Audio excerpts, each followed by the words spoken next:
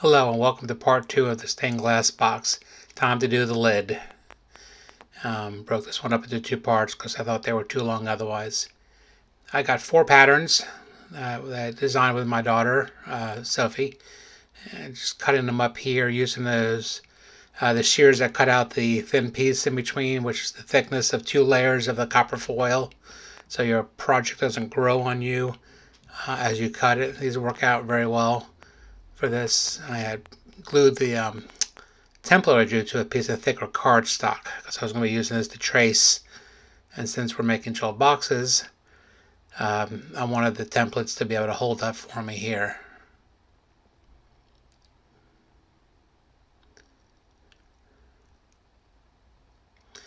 The straight lines were easy to cut. The curves were a little more difficult. They don't want to cut quite as cleanly here. You can see me kind of tight curve here, kind of fighting with it a little bit to make it cut. One thing I want everybody to remember, and I hope you do enjoy the videos, this is really only my 5th, maybe my 6th project, stained glass wise. And I'm making 12 of these boxes, first time doing the boxes, so quite a learning experience here. Not saying that my way is the best way to do it. I'm a little shy, I think, when I'm cutting. I'm cutting kind of past the line, and I'm going to grind to it, which ended up being a whole lot more work for me. In the long run, I need to trust my cuts a little more. I guess that just comes with time. Trying to lay out the, make sure I orientate the grain the right way on the glass so that the pieces line up properly and look visually appealing when I line them up. You know, it's an interesting note. I've actually been woodworking for 30 years, and as a woodworker, people ask me what I build. I tell them I build boxes. And so what am I building here? I'm building boxes. A little bit of irony there, I think. These are boxes that have been handed out for Christmas. So this video has obviously been being posted after everyone has gotten their boxes, because a lot of the people who subscribe to my channel are the family members who are receiving the boxes.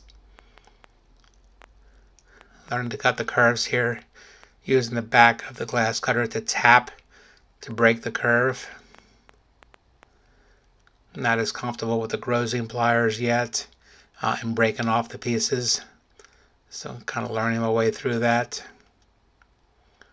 Of course, making 12 of anything gives you lots of practice on it.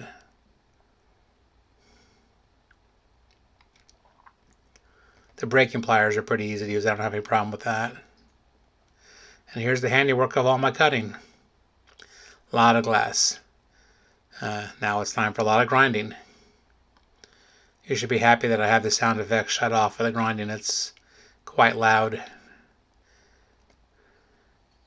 Just to give you an idea. This is called that blue round thing. I think it's called a cookie. It helps me apply pressure into the grinding with the help keep my fingers from getting torn up on the edges of the glass. I have my grinder sitting in a little aluminum baking tray to catch the water, and I'm using a couple of little notebook covers that I took apart to go around it to catch the spray of the water. I'm using a magnifying light. There you can see that kind of gets in the way of the picture on some of the takes. And a lot of foiling to do. I designed the tops each to be only 4 pieces of glass. The boxes are approximately 4 inches square. But even with 4 pieces, that's 48, since there's 12 boxes. And here are a couple of the pieces here that are already foiled, ready to go.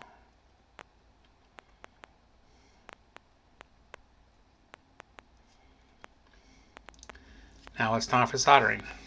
So I'm using a 2x2 sealing towel, I think I told you in the first video. And that allows me to use the push pins to hold things in position while I first tack everything in and then come behind and do the full lines of solder.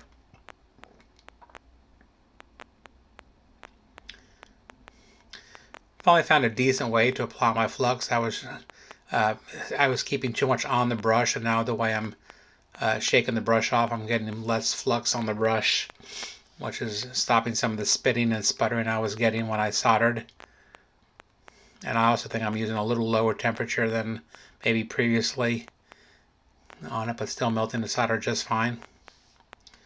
The couple of blocks of wood are just some wedges that I cut out to help me in lining things up. And then here I'm using to keep the piece vertical while I do the beading on the edge of the tops.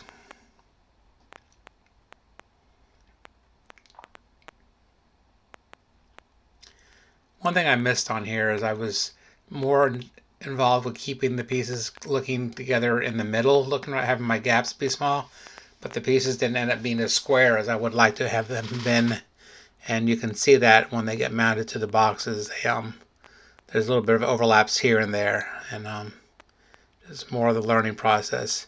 In fact, because of the overlaps, I didn't need to put any kind of lid grab or anything on the edge of the edge of it. You can just grab the edge, no problem, and locks lid up. Okay, now it's time for hinges. Tinting the brass tube. One of the tips I saw on someone else's video was to use some toothpicks on the ends to keep the solder out. All I had was flat toothpicks. He recommended round, and that probably would have been a better choice. And also recommended not soldering all the way across, just 3 tabs being plenty strong enough for the small boxes. You can see over in the right hand top corner the little L pieces of metal. Those are the actual pivot points that work down onto the edges of the box. Using the jig I made in the last video to help me hold those at the right angle so the solder wouldn't go flowing all over the place. Hindsight being 20/20, I wish I had not filled in the corners of the boxes with solder prior to welding the hinges, soldering the hinges on. It made the back corners with the hinges a little bulkier. Alright, time for the patina. And I see lots of different ways people have done it, but one of the early videos I watched was a guy using Q-tips, and it just kind of stuck with me as far as kind of precise placements of the patina as I work my way around.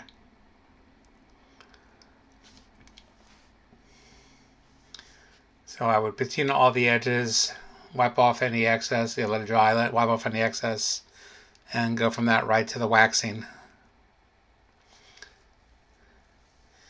I had also washed the pieces after the last operation. Once the leads were soldered on, I washed all the old flux off and let them dry good overnight before I started my patinaing. Boy, that looks so much nice once you get the wax on. So I kind of worked my way both with the black patina work and the waxing. I worked from the outside in. Well, now we're waiting for it to dry. Waiting. Okay, dry. Now wipe off all the dried wax. But yeah, again, working my way from the inside first and then the outside made it easier for me to do. Even wax the bottom, make everything look nice. They really look good after the wax job, makes them look all nice and shiny. That's the aftermath of putting the patina on 12 boxes. All that is left is to put some feet on the bottom. Here are all the designs that I made as Christmas gifts for my family members. I hope you enjoyed watching the video. If you would, please like and subscribe. Have a great day.